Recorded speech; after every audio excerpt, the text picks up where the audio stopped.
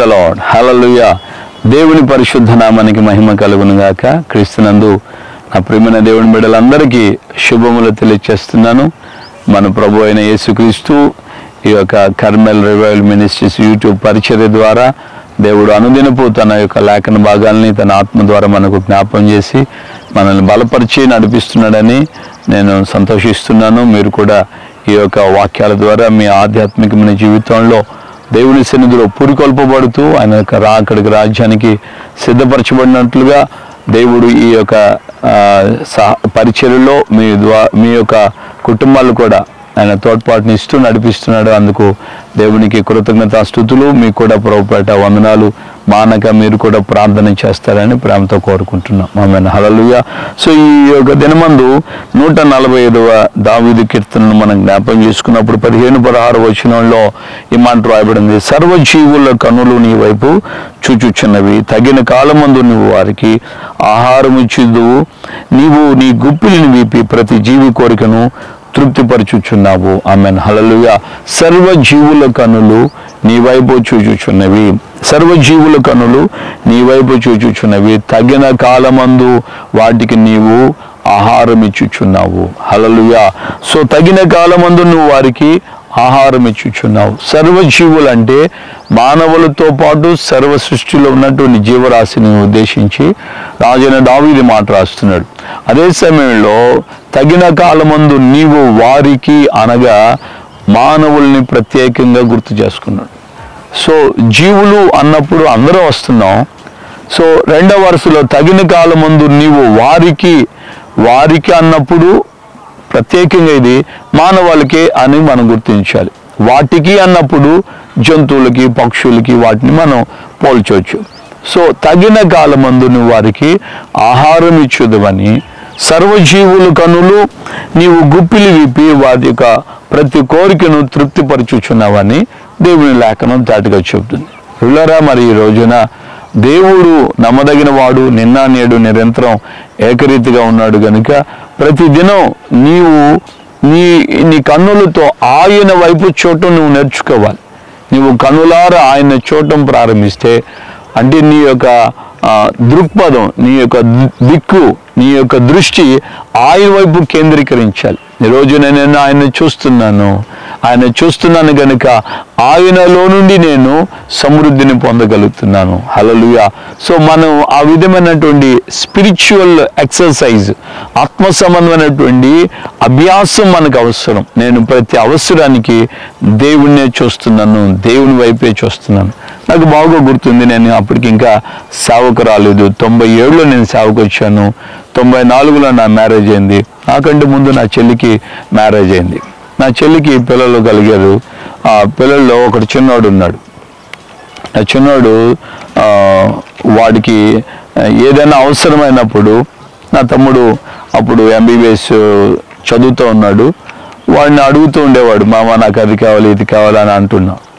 అప్పుడు వాళ్ళు చిన్నపిల్లలుగా ఉన్నటువంటి వేళల్లోనే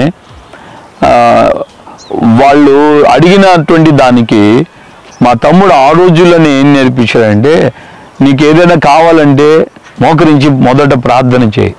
నువ్వు ప్రార్థన చేస్తే దేవుణ్ణి అడిగితే దేవుడు నీకు ఇస్తాడు. తీర్చేది వీడైనా దేవుడు నీకు ఇస్తాడని దేవుని మీద ఆ పిల్లలకి ఆ విధమైనటువంటి దృక్పథం కలగాలన్న ఉద్దేశంతో అలా నేర్పించాడు.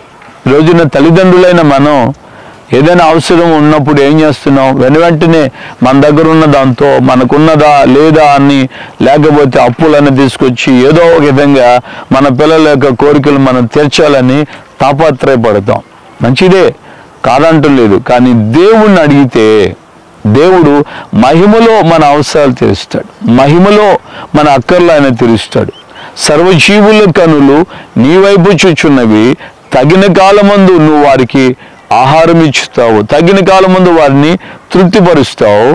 నీవు గుప్పిలి విప్పి ప్రతి జీవి కోరికను తృప్తిపరచుచున్నావు. దేవుని యొక్క గుప్పిలి విప్పబడితే మన ప్రతి అవసరాలు తీర్చబడతాయి. పిల్లరా, మేము గతంలోనే చెప్పాను సింగపూర్ వెళ్ళాలని ప్రయాణాల యొక్క ఖర్చుల విషయమై, ఆర్థిక పరిస్థితుల విషయంలో నిజంగా ఒకవైపు మందిరం పని జరుగుతూనే ఉంది, మరోవైపు ఈ ప్రయాణం ఏర్పరచబడింది. నేను అనుకున్నటువంటి ఆ ఆర్థిక సహాయం నాకు రాలేదు. నేను తలంచిన కొంతమంది వ్యక్తులను బేస్ చేసుకొని నేను ఊహించాను, కానీ నాకు అనుగ్రహించబడలేదు. కానీ దేవుని సన్నిధిలో మానక ప్రార్థన చేస్తూనే ఉన్నా. ప్రభు సన్నిధిలో మనసారా వేడుకుంటున్నాను, ప్రయాణం ఉందయ్యా, సహాయం చేయండి, మీరే నాకు ఆదుకోవాలి, ఖచ్చితంగా నాకు సహాయం చేయాలి అంటూ దేవుని దగ్గర విన్నవిస్తూ వచ్చాం. సో దేవుని యొక్క మహా ఉచితమైన కృప చేత ఆయన గుప్పిలు విప్పాడు. నా ప్రతి ఒక్క మార్గంలో, రాకపోకల్లో అవసరతలు అన్నీ కూడా మహిమలు ఆయన తీర్చాడు. దేవునికి మహిమ కలుగును గాక. ఈ రోజున నీ వ్యక్తిగత జీవితంలో ఆరోగ్య విషయం కావచ్చు, ఆర్థిక విషయాలు కావచ్చు, ఆహార విషయాలు కావచ్చు, నీవు దేవుడు నీకు గుప్పిలు విప్పడానికి, ఆయన నీకు సహాయం చేసేటట్లుగా నీ కన్నులు ఆయన వైపు, నీ దిక్కు ఆయన వైపు ఉండాలి. ఎప్పుడైతే ఆయన చూస్తూ ఉంటావో అప్పుడు నీ యొక్క ప్రతి కోరికను ఆయన తీర్చేటట్లుగా ఆయన గుప్పిలు విప్పి నీకు ఆయన సహాయం చేస్తాడు. దేవునికి మహిమ కలుగును గాక. ఆమేన్. హల్లెలూయా. మరి ఈ రోజున నీవు ఎవరి వైపు చూస్తున్నావు, దేనికోసం చూస్తున్నావు, ఎలా చూస్తున్నావు, మనల్ని మనం పరిశీలించుకోవాలి. దేవా, నేను నీ ద్వారా సృజించబడిన వ్యక్తిని, నీ పోలిక నేను, నీ సారూప్యం నేను, నీ జీవాత్మ నాలో ఉంది. కాబట్టి నా యొక్క ప్రతి అవసరతలు, అక్కర్లు మీరు ఎరిగిన దేవుడివి. మీరు గుప్పిలు విప్పి నా కోరికను మీరు తృప్తిపరచండి, నా యొక్క ఆశను మీరు నెరవేర్చండి అని మనం ప్రభు సన్నిధిలో ప్రార్థన చేసినప్పుడు తప్పకుండా ఆయన మనకు సహాయం చేస్తాడు. ఎందుకంటే నీవు ఏ విషయంలో ఆధారపడద్దు. నీ ఫీజుల విషయంలోను, నీ యొక్క కాలేజీ ఫీజు కానివ్వచ్చు, లేకుంటే నీవు ఏదైనా సరే దేని విషయంలో నీ అక్కర్లు అయితే ఏమైతే ఉన్నాయో వాటన్నిటికీ ఆయన చాలిన దేవుడు. ఆయన గుప్పిలు విప్పితే నిత్యముగా ఆశ్చర్యమైన కార్యం, నేను ఎంతో ఆనందించే కార్యం ఏంటంటే, అరణ్యములో ఎడారిలో ఆయన ఒక బండను చీల్చాడు అని రాబడింది. ఒక బండలో నుండి నీళ్ళు ఎన్ని వస్తాయండి? బండలో నీళ్ళు ఉంటాయా? దేవుని వాక్యం ఎంత అద్భుతంగా రాయబడింది. ఆయన బండను చీల్చగా నీళ్లు ఉబికి వచ్చాను, అవి ఎడారిలో ఏరులై పారును అని మన పితరులు దేవుని కీర్తించి గానం చేశారు. ఈ రోజున ఎడారి లాంటి మన బ్రతుకులలో తృప్తి కలిగి, సమృద్ధి కలిగి ఉండడానికి దేవుడు బండలాంటి హృదయాన్ని ఆయన చీలుస్తాడు. ఆమేన్. హల్లెలూయా. బండ వీడు అస్సలకి మొండోడు, వీడి దగ్గర మనకి ఏ రూపాయి రాదు అనుకున్నటువంటి వ్యక్తుల దగ్గర నుంచి కూడా దేవుడు అద్భుతంగా మనకు సహాయం చేస్తాడు. మరి ఈ రోజున ఎందుకు కలవరపడుతున్నావు, ఎందుకు కృంగిపోతున్నావు, నన్ను ఇది చేయలేనేమో అని ఎందుకు నువ్వు దిగాలు పడిపోతున్నావు? మళ్ళీ చెప్తున్నాను, అతిశయం కాదు, దేవుని కృపను బట్టి చెప్తున్నా. సింగపూర్ వెళ్ళటం విషయంలో దేవాన్ని చిత్తమైతే నన్ను తీసుకెళ్ళు, అదర్వైజ్ నాకు అవసరం లేదు అని దేవునికి ప్రార్థన చేసి, కాకపోతే నేను కోరుకుంటున్నాను, ఆశపడుతున్నాను, మీకు ఇష్టమైతే నన్ను తీసుకెళ్ళండి ప్రభు అని.